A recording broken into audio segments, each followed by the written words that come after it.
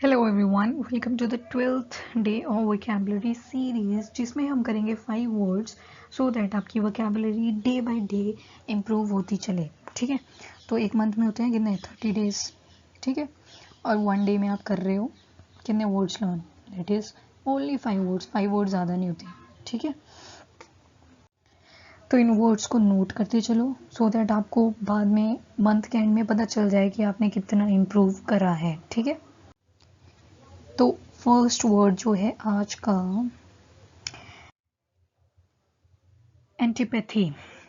आपको एक बात यहाँ पे याद रखनी है, जब भी वर्ड आए एंटी, बेसिकली ये है आपका प्रीफिक्स। ठीक है, पिछले वीडियो लेक्चर देखे हैं तो आपको दो डिफरेंस बताए थे मैंने वहाँ पे, दैट इज प्रीफिक्स और सफिक्स के बीच में। ठीक है, प्रीफिक्स होता है जो स्टार्टिंग में यूज़ होता है, कोई भी ऐसा वर्ड जो कॉमनली स्टार्टिंग में यूज़ होता है और उसका मीनिंग जो होता है वो सेम ही रहता है हर वर्ड के लिए। ठीक है, एंड सफिक्स जो होता है वो एंड में यूज़ होता है और इसका भी मीनिंग जो होता है वो सेम रहता है। ठीक है, अब जैसे एंटी है, एंटी का हमेशा जो मीनिंग है ना वो अगेंस्ट ही रहेगा। ठीक है, आगे कोई, जैसे यहाँ पे पैथी है, पैथी का मतलब होता है फीलिंग। ठीक है, तो फीलिंग के अगर कोई अगेंस्ट है तो लग जाएगा एंटी। ठीक है, तो एंटी मतलब फीलिंग्स के अगेंस्ट। ठीक है, तो दैट इज योर एंटीपैथी।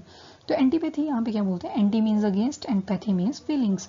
तो अगर आप किसी चीज़ को बहुत स्ट्रांगली डिसलाइक करते हो तो you are antipathic toward that thing. For example ये दो आदमी हैं, ठीक है, दोनों एक दूसरे को पसंद नहीं करते, they are antipathic to each other. Second word जो है, इसकी प्रोनाउंसिएशन यार चेक कर लेना, ये वाला जो वर्ड है, इसकी जो प्रोनाउंसिएशन है वैसे होती है इम्पचुएबल, बट एक बार आप भी चेक कर लेना, बिकॉज इसमें जब ना ई आर टी जुड़ता है तो यहाँ पे ई आर टी जुड़ता है तो ये अर की आवाज़ भी नहीं देता, ट की आवाज़ भी नहीं देता, ये देता है ठ की आवाज़। ठीक है, तो दिस इज इम्पचुएबल। ठीक है, तो यहाँ पे लग गया इम। ठीक है, तो जब भी इम लगेगा ना तो मतलब ही किसी चीज़ के क्या आ गया, ऑपोजिट। ठीक है, ऑपोजिट। तो यहाँ पे इम भी क्या है, प्रीफिक्स की तरह यूज़ होगा। ठीक है, अब जैसे मैं आपको ना एक इमेज भी दिखा देती हूँ साथ साथ में। यहाँ पे आपने ये मूवी देखी होगी ज़मीन ऑल इज वेल, 3 इडियट्स वाली।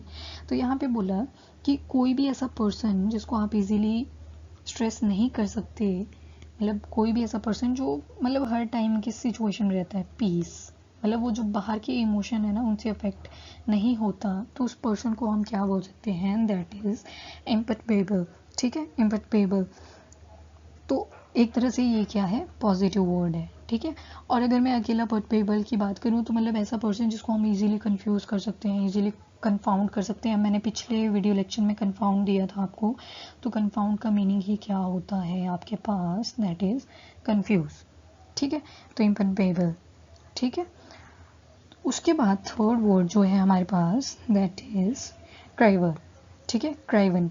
तो क्राइवन जो होता है ये तो ना तो कोई सुपरमैन है, ना तो कोई स्पाइडरमैन है, ना ही कोई सुपर नेचुरल पावर है, बट ये कोई पर्सन है जो कि मतलब ऐसा पर्सन है जिसके अंदर एक आउंस भी करेज नहीं है, मतलब जो कि बहुत ही डम है, तो उसको क्या बोलेंगे, क्राइवन। तो instead of saying loser you can use a new term, that is क्राइवन। But ये किसी को बोलना नहीं है कभी, मतलब अगर आप कोई स्टोरी लिख रहे हो, कोई भी राइटिंग है, ठीक है, तो उसमें you can use this word, that is craven. तो person who is neither a Superman nor Spiderman but coward. ठीक है, instead of coward you can use क्राइवन।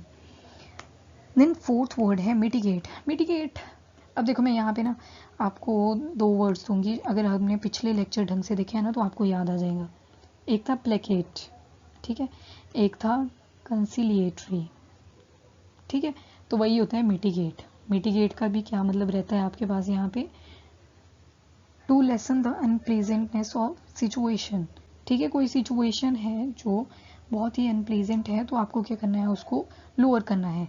So it's somewhat similar like to that of placate. Placate में क्या करते थे आप, किसी का गुस्सा है तो बेसिकली मिटिगेट जो है वो in case of situation use होगा, एंड ये जो प्लेकेट थे या कंसिलिएटरी थे ये होगा आपका इन केस ऑफ समवन।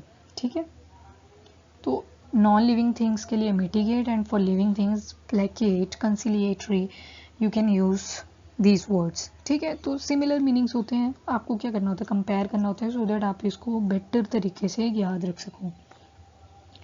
यहाँ पे मैंने आपको इसका ओरिजिन बता देती हूँ। यहाँ मिट्टी है, मिट्टी का मतलब होता है something which is very soft. ठीक है। When you act softly in order to make something pleasant that is your mitigate. तो मतलब अगर आपको अनप्लीजेंट सिचुएशन को प्लीजेंट में कन्वर्ट करना है तो आपको क्या कर रहे हो उस सिचुएशन को, you are mitigating the situation, ठीक है। और अगर किसी पर्सन को कर रहे होते तो यू कैन से प्लेकेट, ठीक है। तो इस तरह से आप वर्ड्स को कंपेयर करते चला करो, ठीक है। अगर पिछले लेक्चर नहीं देखे हैं तो उनको भी देख लेना। Then fifth word harmful. Harmful जो होता है that is less harmful. Harmful भी मिटिगेट ही होता है एक तरह से।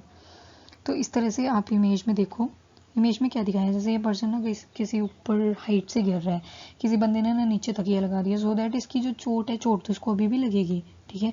चोट तो यहाँ भी लगनी है, इंजरी तो इसको पक्का लगेगी, पर ये कम हो जाएगी, ठीक है। द इंजरी विल मिटिगेट, ठीक है। उसके बाद अगर फिफ्थ वर्ड देखें दैट इज इनॉमस। इनॉमस का मतलब होता है वेरी बिग और वेरी ग्रेट। क्या होता है, वेरी बिग और वेरी ग्रेट। तो कोई चीज़ जो बहुत ही बड़ी है, इमेंस है, कोलोजल है या वास्ट है, तो दैट इज इनोमस।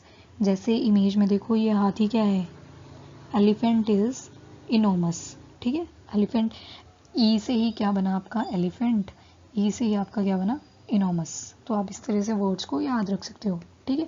एक तरह से ना जैसे स्क्रीनशॉट भी ले लेते हो आप, ठीक है। तो स्क्रीनशॉट की तरह अपने माइंड में इन वर्ड्स को याद रखना है, तभी मैंने इमेजेस लगाई हैं। तो फर्स्ट वर्ड जो था हमारे पास दैट वाज एंटीपैथी। एंटीपैथी मतलब किसी के लिए बहुत स्ट्रॉन्ग डिसलाइक होना, ठीक है। और इम्पचुएबल भी था। इम्पचुएबल का मतलब होता है कि कोई भी पर्सन जो स्ट्रेस फ्री रहता है, जिसको हम इजीली कंफ्यूज नहीं कर सकते, तो मतलब एक तरह से ये वर्ड जो है वो काफ़ी पॉजिटिव है, ठीक है। फिर जो नेक्स्ट वर्ड था दैट वाज क्रेवन, ठीक है। क्रेवन का मतलब होता है कोई पर्सन जो कि ना तो सुपरमैन है ना ही स्पाइडरमैन है, बट एक कॉवर्ड है, ठीक है। तो जिसके अंदर बिल्कुल भी करेज नहीं है, तो उसको क्या बोलते हैं, क्रेवन। उसके बाद आता है मिटिगेट। मिटिगेट मतलब किसी अनप्लीजेंट सिचुएशन को प्लीजेंट में कन्वर्ट करने की ट्राई करना। पूरी आप प्लीजेंट नहीं बना सकते, but yes you will try in order to make something less harmful. उसके बाद था इनॉमस। इनॉमस का मतलब कोई चीज़ जो कि बहुत ही बड़ी है और बहुत ही वास्ट है, बहुत ही क्लोजल है, तो उस सिचुएशन को हम क्या बोल सकते हैं, दैट इज़ योर इनॉमस, ठीक है। This is all about the 5 words of the day. I hope आपको वीडियो लेक्चर पसंद आया होगा। अगर आया तो लाइक एंड शेयर वीडियो को ज़रूर करें एंड चैनल को भी सब्सक्राइब करें। Till then bye bye, take care and thank you.